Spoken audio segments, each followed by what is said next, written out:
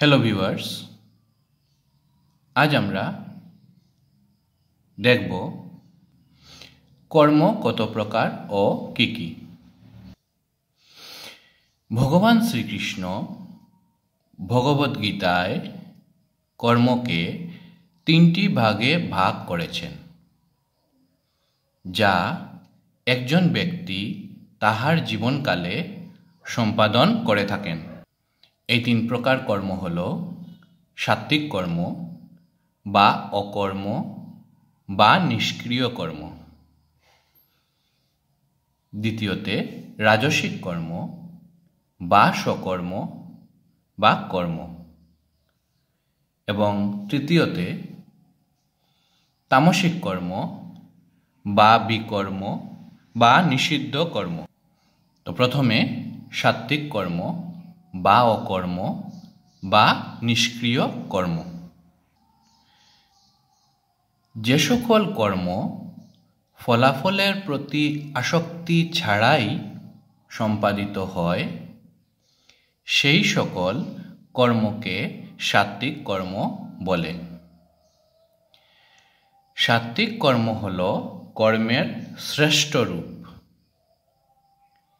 ইহা মানব জীবনকে আধ্যাত্মিকতা বৃদ্ধি করে ও জন্ম মৃত্যুর চক্র থেকে মানব জীবনকে মুক্ত করে।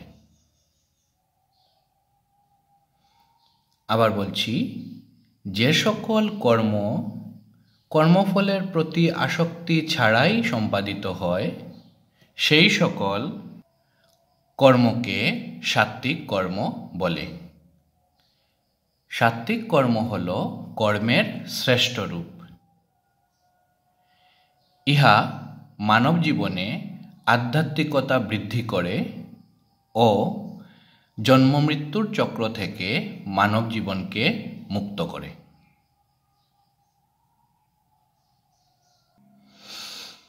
দ্বিতীয়তে রাজসিক কর্ম বা সকর্ম বা কর্ম।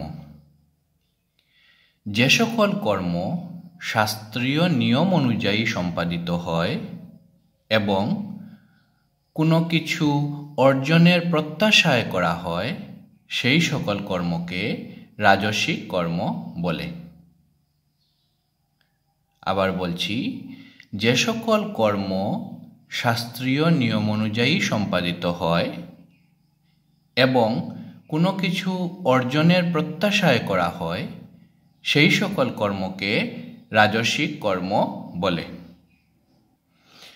এবং অন্তিমে তামসিক কর্ম বা বিকর্ম বা নিষিদ্ধ কর্ম। যে সকল কর্ম অন্যান্য জীবের ক্ষতি সাধন করে এবং যাহা খারাপ বা বাজে ধরনের কর্ম এবং ধার্মিক আচরণ দ্বারা যাহা নিষিদ্ধ, সেই সকল কর্মকে তামসিক কর্ম বলে।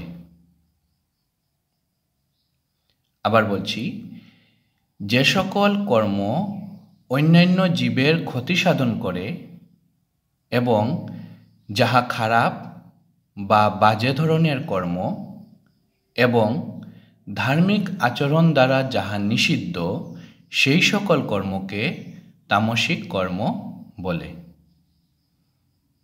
তো ভিউয়ার্স, এই ছোট্ট ভিডিওর মাধ্যমে আজ আমরা জানতে পারলাম কর্ম কত প্রকার ও কি কি, এবং কর্ম কাহাকে বলে।